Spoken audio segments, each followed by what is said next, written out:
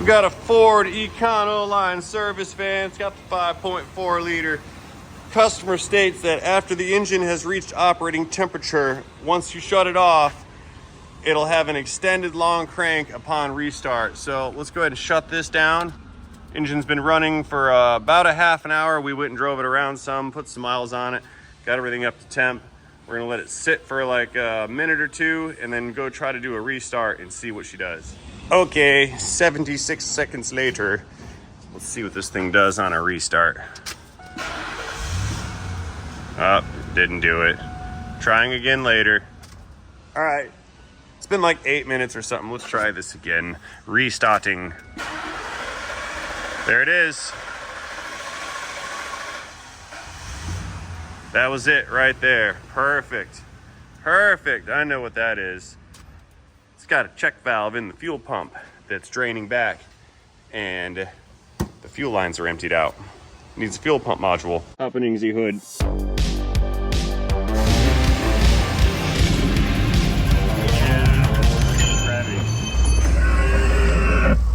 Oh, look who that guy is. Hello everybody, good day to you and welcome back. Glad you guys are here. I know, I'm super glad to be here. We are gonna return to this 5.4 liter E350 Ford van. Customer stated it had a long crank after a shutdown, and we saw it do the long crank the other day. I'm gonna see if it's gonna do it on cold start here. If I can get the key in. Beginning engine restarting sequence. Yeah, no, she fired right up, but it did have that long crank earlier. I suspect, and we believe, that the fuel pump is allowing the fuel line and the fuel rail to drain back and empty out after a shutdown on occasion. It seems to be an intermittent issue. We just saw the thing start, but earlier we also saw it crank and not start. So what I have done is ordered a fuel pump module. I didn't get just the pump, I got the whole module with the sending unit and all the valves and connectors and plugs and everything else, you know, all the whatnots. So what we're gonna do here is get this thing into the building up on the big rack over there, and we're gonna pull the fuel tank out of this unit and swap that module out. I've got a new Delphi unit right over there on top of that engine crate. See the blue box? So that's the unit that's supposed to go in this van. Let me go ahead and get her swung into the building here, and we'll go ahead and get started. And oh look, it's my lucky day. Not a full tank of fuel. One of those Murphy's Law types of situations where anytime you've got to take a fuel tank out, they're always full. I don't know why, but that's just how it goes. Time to navigate around the corner of death right here. See if we're gonna make it. Yeah, no problem. Hard over to the left, Captain. Yep, we're good here. Checking the mirrors, checking the rack, checking for pedestrians. Good to go.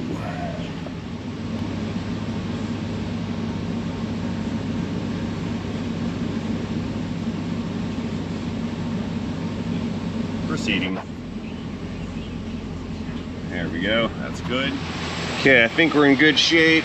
Lift arm is in the appropriate positions. We're squared away on the rack. Parking the auto. Firing down.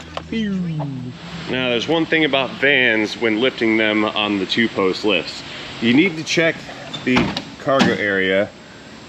Yeah, we're pretty heavy back here. Yeah, you need to check the cargo area and make sure, or estimate rather, how much weight is in the back. Because a lot of times, folks will set these things up on the rack with the driver position right here on the lift, and when they're full in the back, you now have a weight imbalance thing. So the lift, the bolt lifts, or the lifts, or the bolts for the lift, words, will end up having to support that leveraging action that tries to pull these things out of the ground and make them fall over. So it's best to nose them forward just a little bit in order to make a better balanced lift. In other words, you need to know what you're doing so you don't die. Okay, one more in the back. I've got to make some room here so we can, or make sure that there's room to get the fuel tank out, so I can't have these lift posts encroaching on the tank. Hey Dave, will you help me out, dude? Yep. I need to get this corner set up just right. Will you go and bump the lift up for me? I've got to pull a cable out of the way to make clearance for the foot. Ready? Yeah, hang on a second. Move this over. All right, go ahead and send it up. A little bit more. A little bit more. A little bit more. And a little bit more. All right, good to go. Thank you, sir. Check all the rest of the lift points and we're out of here. All right, green subscribe button. Fan moving on up. So far, so good. All right.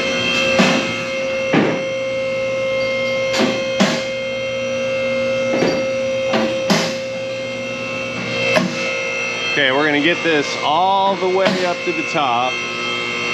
Set up some braces on the rear bumpers so the thing can't fall over, and then we'll dig this tank out. Yeah, that's way up there, isn't it? Barely cleared my lights. Do I tempt fate and go up one more? Yeah. Okay. Now, we'll set her down on the locks. We don't need this thing settling or moving around. There we go. On both locks, good to go. So what I'll do is grab one of these single post jack stand units here. We'll put this under the rear bumper, and that'll keep this thing from moving around. So right here under the trailer hitch, we'll tighten it down. Get a little bit of pressure on it. Good to go. She is secure. All right. Okay, so down here on the fuel tank side, we've got one strap and another strap that holds the tank on. But those, that's pretty crustomatic. I've got to take those off. I ended up actually ordering replacement straps just in case this is all rusted together and I have to chop it off with a saw. And I think I may have to do that. So, let's see if there's any other obstructions or obstacles in our way here. New fuel filter. I think we're pretty good here. What's this? It's a missing rando bolt. Look at that. Those chopped off once. Okay. Recovered. Okie dokes. We have the transmission jack in position on the tank here. So I've got the arms spread out as much as possible to distribute the load. And then these little guys right here, those are going to stick up and straddle the tank. That way it can't walk left or right. So this thing seems to be pretty secure. Let's go ahead and get these straps removed or cut off or whatever I got to do here. And then we'll lower this tank down.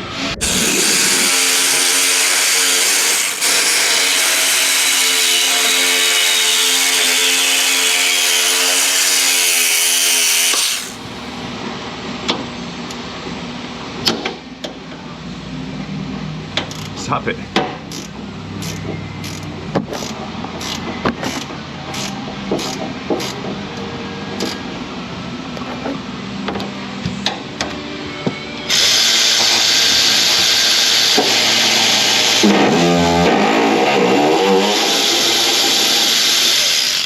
Yeah, good old neutral drop with the electric ratchet. Okay, now we gotta go back and do the hard one.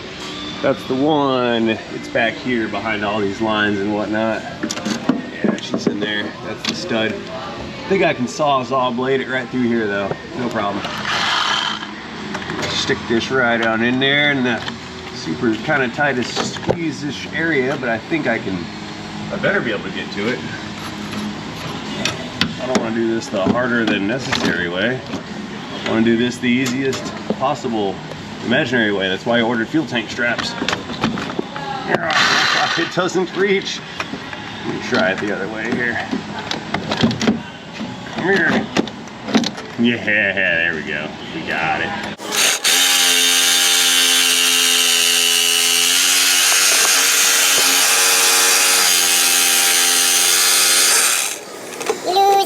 Okay, so I really don't think I'm going to be fortunate to get that nut off in the same fashion, but I'm going to try. Let's just see if I can get this to break free with this ratchet here. I know it's a tight squeeze you can't see, but it is what it is.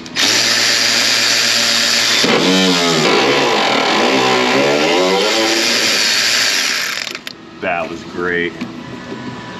And highly effective. There's our nut. All right, so now I pull these straps out of here. I've got new ones, so it's okay to chop those to pieces. There's the new ones. So what we do is pull these guys out. Give it a rotate, see how that worked? Got a slot in the frame. You turn it, pull the thing out, throw it in the junk pile. There we go. I'm recycling. Next one back here. There we go. Goodbye. So, we may now begin to lower this fuel tank down. So what I'll do is man the lever with my toe, give it some down.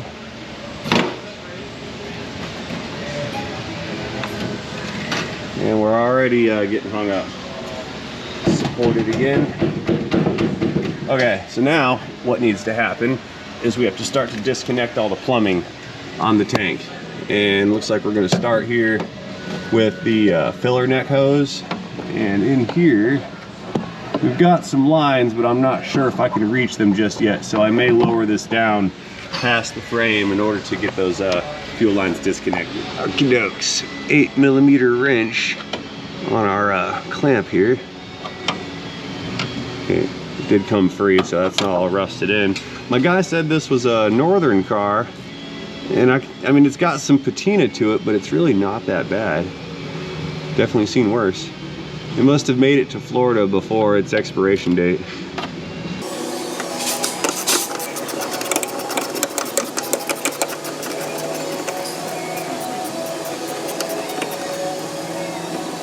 Oh no, there's already fuel here. We're gonna get some spillage action. I'm gonna let the tank down a little bit farther. Just kind of let it drop down and gravity can do its thing.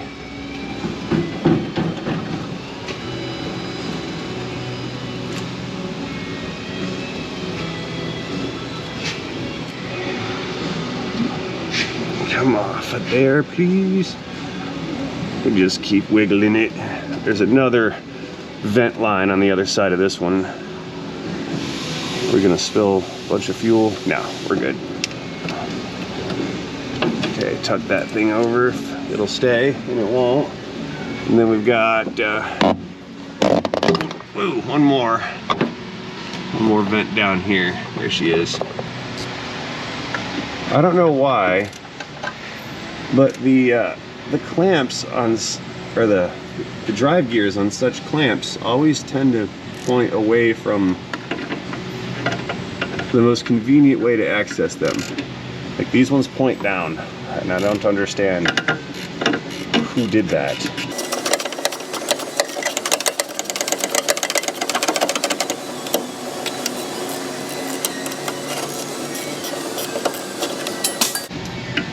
I meant to do that. Okay, there's our vent tube that's disconnected. Let's try to lower the tank a little bit farther. Let's see what she does. Okay, it's starting to move. Down, down.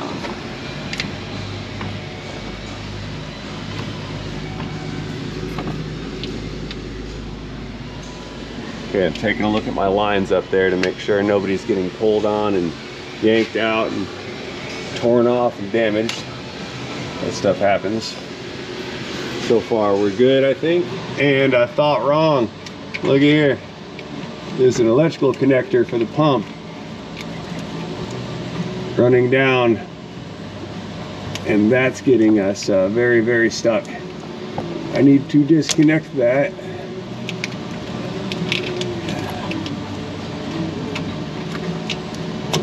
There we go. Dirty in here. How about that? It's so nasty. Okay, coming down again. I spotted that through here, and I had seen that convolute, that wire looming right there. That's the business. And I knew it went somewhere, but I couldn't see, so I went back up for a closer look, and I revealed the thing that could ruin this job. There's another one all the way in the back. It's like a evap hose of some sort. Yeah, we need to go back there and disconnect that one as well. Okay. What do we got going on here with this other one? Let's see.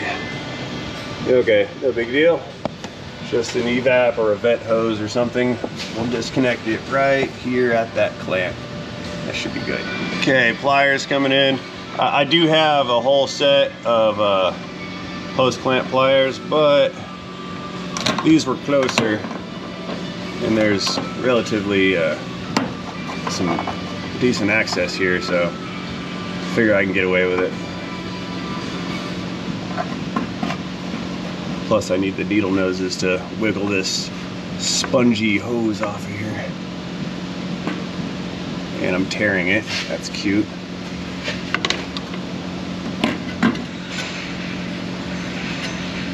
Yeah, I tore it already, so no big deal. Tear it some more and cut it off. There. Okay. Now, we've got a couple connections up front. Let's move around and get those guys disconnected, and then our tank's ready to come on down. Okay, got to squeeze in through here and get it all the way back over here. My face is on the fuel tank.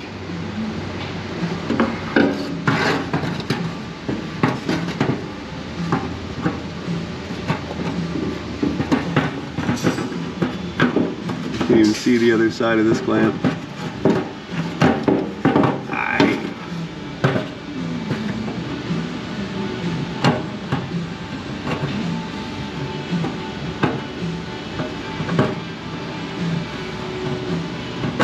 Please.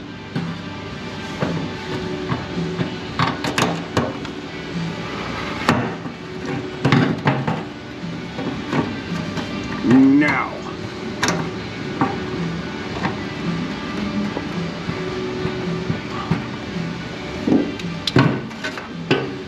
This is hard to do left-handed at this weird goofy angle, by the way. I'm trying so hard. Got it.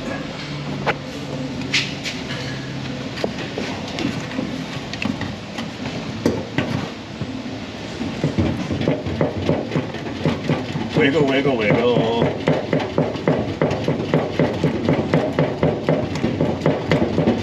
Here we go.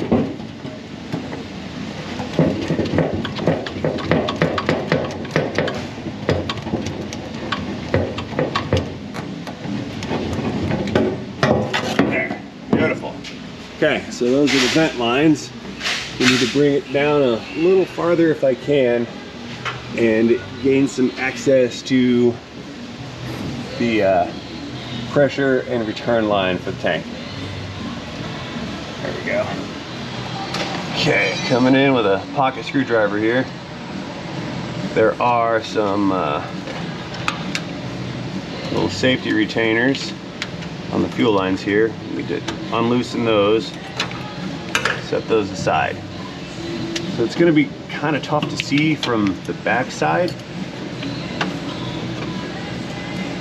but we've got to insert a special tool into these fuel lines in order to release them. So this tool is going to slide over the hard line right there, wiggle it in, and then we can pull the line off. There we go. The reason being, you see those little fingers inside of there? Those little tangs? Those tangs engage this flare right here on the line, and that's what holds the fuel line in position for the hose. And of course, they're different sizes, so the tool has both sizes. Small one, big one. And these can be kind of fun, especially when they get all rusty inside, or they get filled full of dirt.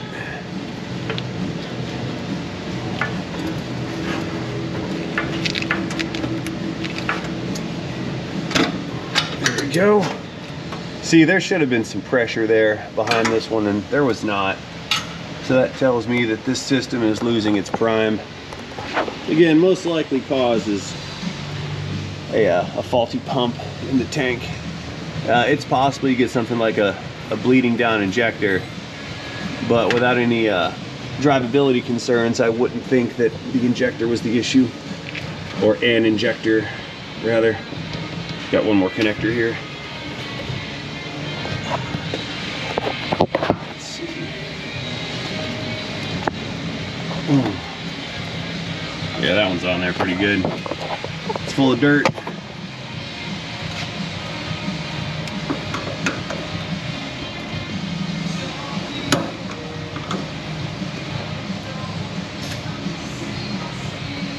Come off of there, you stupid thing.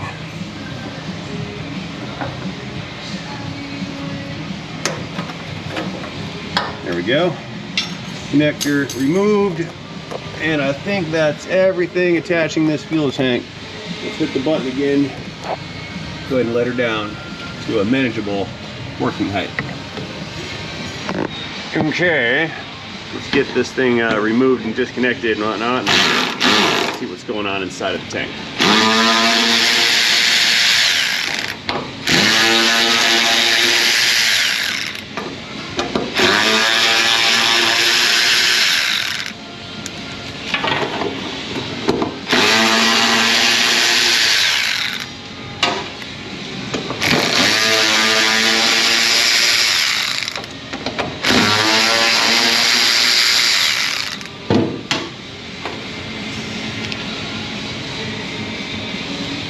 Nope. Pocket screwdriver for the win.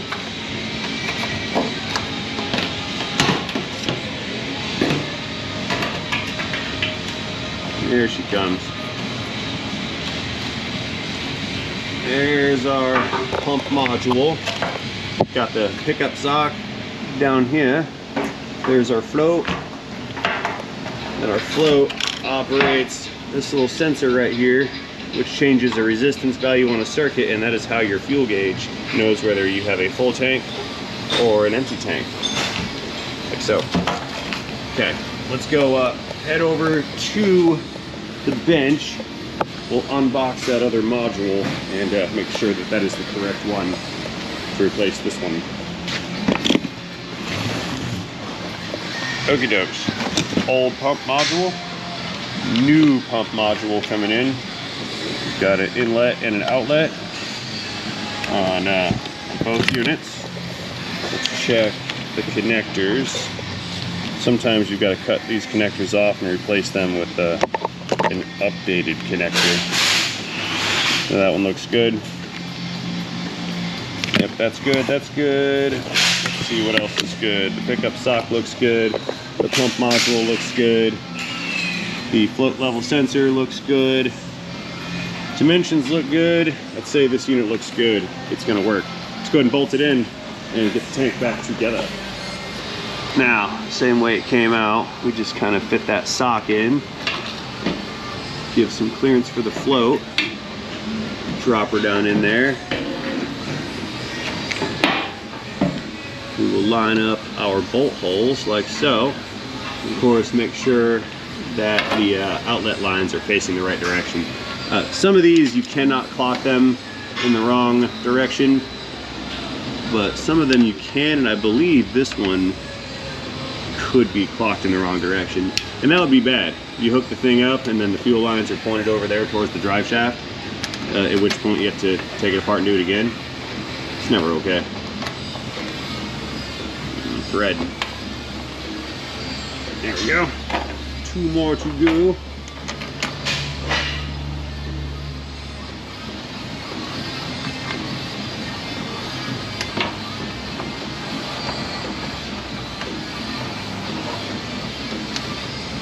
Very nice. Okay, let's get these guys torqued down to the correct amount of clickages.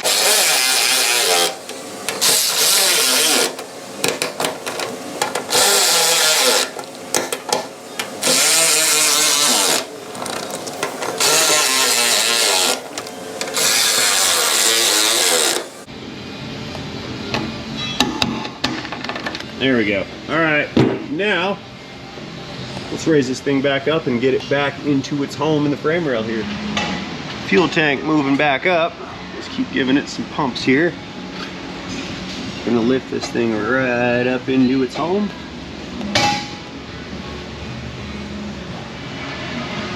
Now I'll need to guide these hoses in, so we'll just fold them back a little bit. The hose on the back that I poked a hole in, trying to remove it, I've already gone ahead and cut the end of that off. That way I can just slide it back together. Easy peasy, no problem. There we go. Let's plug into that sensor. While we're here, we can go ahead and plug in the fuel pump. Snap that back together. And keep running her back up.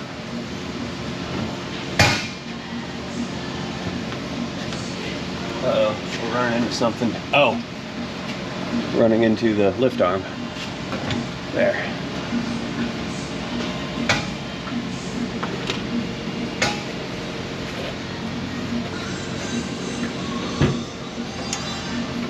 By the way, this jack is remarkably stable. The way it's set up, so I elected to not put straps on it. I know that will displease some of you, but I assure you it is safe and there will be no problem here.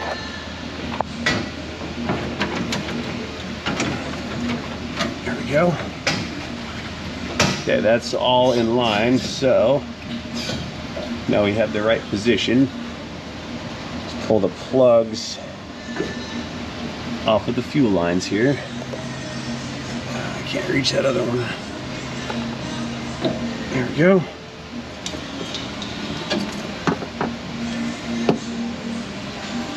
Okay, we'll grab the lines.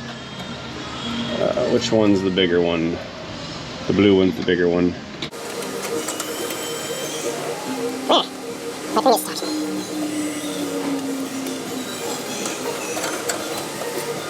Snap that one in. Having a technical difficulty here.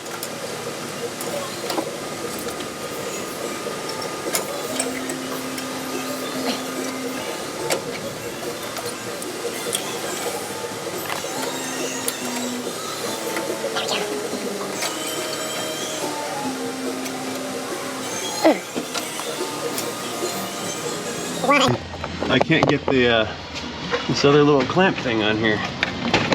It doesn't want to go. There we go. Oh, that was easy. Okay, got it. Clamps on, no problem. That was a lot of difficulty for not very much reason. No problem though. Okay, let's get the tank mostly all the way back up. We got one more hose right up here to the left. Let's get that guy in. Wheel you on. And a little bit of hose clamp plier action business going here. Slide that guy on.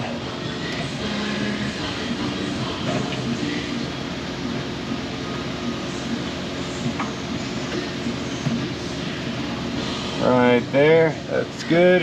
And we'll grab the one in the back real quick like. I think we're ready to run this tank up the rest of the way. As long as the filler hose is gonna come through here. Let me reach in. You can see the vent hose right there. The filler hose should be right next to it, which it's up there. Yeah, we need to go up a little higher. We'll send it all the way into its home position here.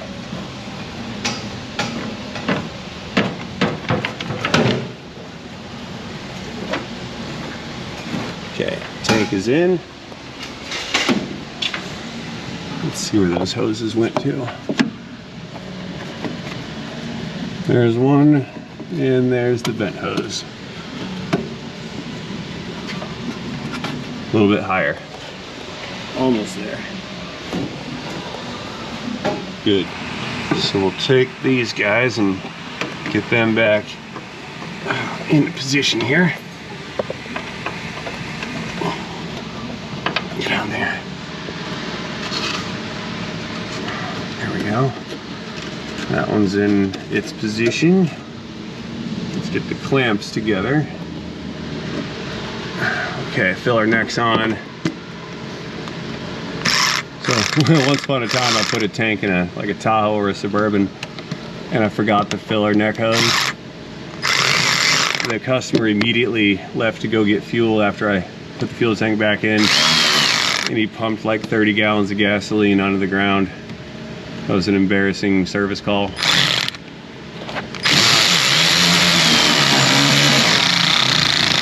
But when you make a mistake like that, you've got to go fix it like immediately. That's just how it is.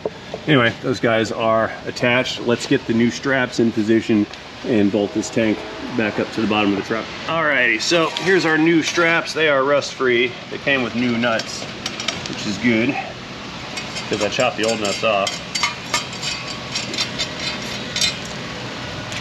So all we need to do is take these straps, stick them in those slots, give them a twist, and we'll wrap them around, plug them in, bolt them down. Then what I've got to do is start this engine, let everything come up to operating temperature, and at that point we can shut her down and try a hot restart and see what it does. There we go, put that up there, run that up through the hole here.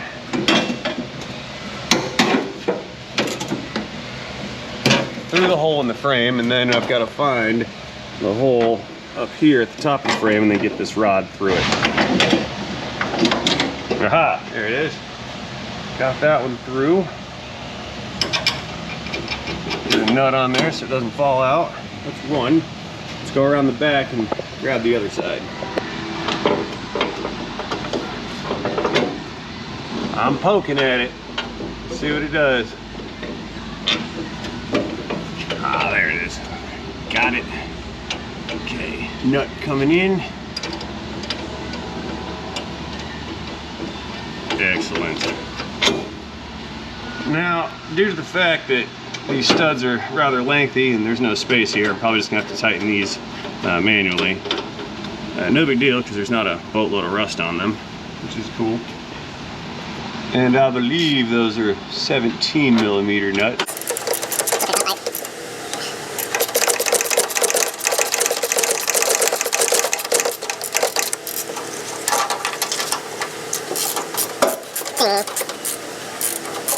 Everything's settling up in position.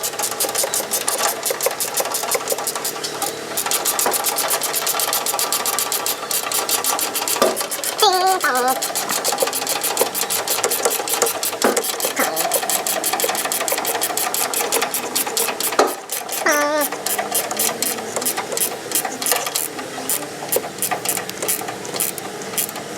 Okay, feels good.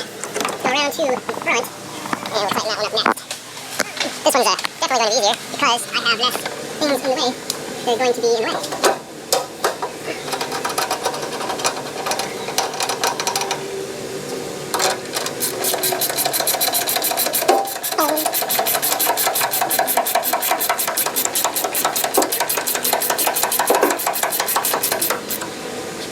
Fuel tank, click, got it. Okay, so let's get out of here.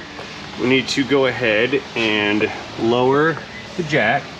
So again, just on the foot pedal down there, let the jack go. It's going to release the fuel tank. We'll put our little adjusters back where they go. Let those fall down. Good. And now we can park the trans jack, and we're going to let this fan down, fire it up. Now, normally when you put a fuel tank or a fuel pump in, what you want to do is just key it on a few times. That way the pump can start up with the initial key on event and it can prime the line. I think I'm just going to go ahead and crank it just to show what a long crank is going to sound like. And once it starts, we'll shut it off.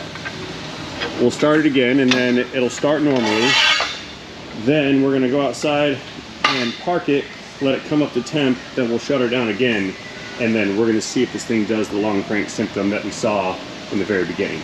So, let's get this thing off the locks. Green subscribe button one more time. Moving on up.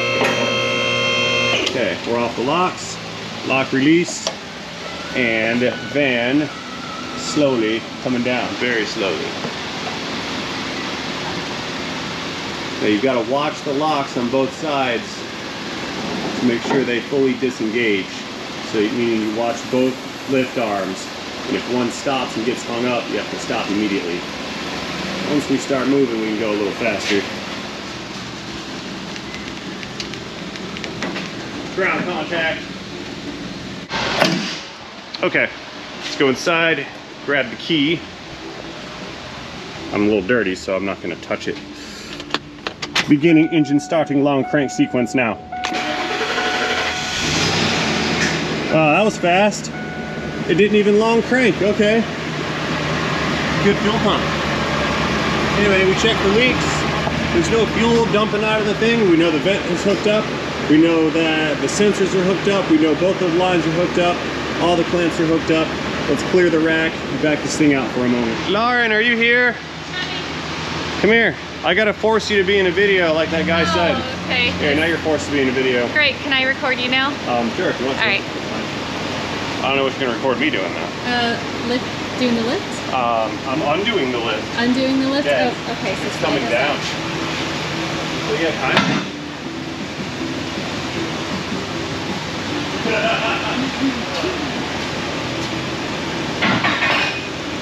Front row. The lift is stuck on the bottom of the car. Left. Look at that. There. Fixed it. Hey, I don't know what you did, but you have... wiped my hand. I didn't even touch you. Ew! Say, wait. Come here. Watch. Simba. It's great. Look at your nose. My schnaz. Okay, fun and games over with. Let's get this thing backed outside and parked real quickly, and then we'll give it a half hour or so. I'm gonna drive it while we're out, and I'm gonna drive it, park it, and then we'll come back after about 30 minutes and do a hot restart. Actually, I forgot. Let's do a cold restart. Fired right up. Beautiful. This is good. It's what we want to see. Anyway, backing out the auto. Honks for safety, even though no one's here. Lauren's in the office, but you never know. People sneak in. They walk right up on you. Checking the mirrors, checking the walls, checking the doors, checking the quarters. Everything's checked. Very good. Yo, my dude in this car is just like hanging out, burning one down, just in traffic. Just doesn't care. Just smoking. Left-handed cigarettes. I can smell it. Okay, let's make sure it's got good power and all that stuff. Wide open throttle. Slowly. Just don't go straight to the floor. It'll downshift a lot. Power band feels good.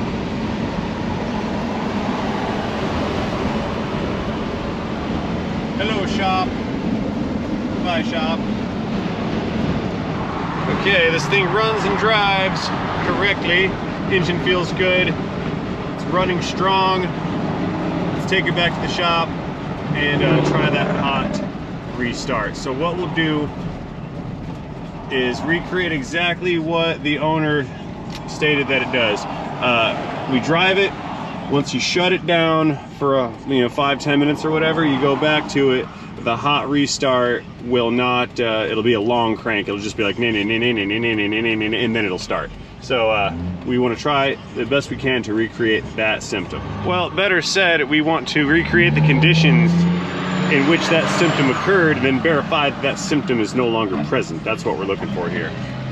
Alrighty, we're gonna pull it in on the flat stall outside right here in front of this hanging Cadillac engine, and we'll let it we'll shut it down, let it sit for 10 minutes, and we'll come back and try the restart. Powering down.